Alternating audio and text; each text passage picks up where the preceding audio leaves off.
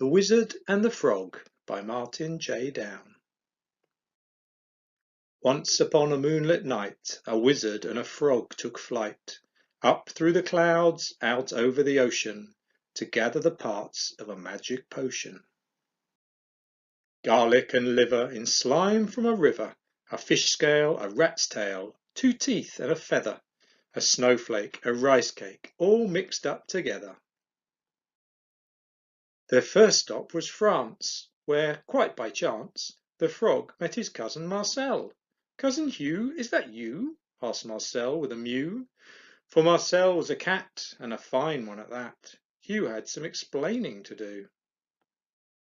"The wizard," Hugh said, "found him curled on a bed, with a flick of his wrist, and a wand in his fist, the room filled with fog, and then Hugh was a frog. No longer a pedigree cat. But, try as he did, the wizard, a kid, just couldn't change his cat back. Now, Hugh said to Marcel, he's come up with a spell. Garlic and liver in slime from a river, a fish scale, a rat's tail, 2 teeth and a feather, a snowflake, a rice cake, all mixed up together, and I'll be a cat once again." So up on a broomstick they sat, the wizard, the frog and the cat. They flew to the north, east and west and so forth, putting into a pot all the things that they got, until nothing was left to collect. Then the wizard mixed up his spell. He mumbled some magic as well. And when he was through, Marcel looked at Hugh. But he wasn't a cat, still a frog, green and fat. Said the wizard, "Now what do I do?" Marcel thought for a while. Then he said with a smile, "For this job we will need a princess. I've heard tell that one kiss can fix something like this, and put paid to my cousin's distress." The wizard knew just where to fly. He had spotted a palace close by. They were there in no time, with their pot full of slime hanging down from the broomstick behind.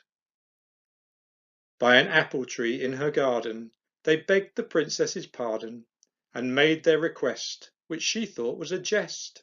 "I'm not kissing a frog," she replied. The friends had no choice but to go, with the pot spilling out to and fro. The princess was splattered by slime from above.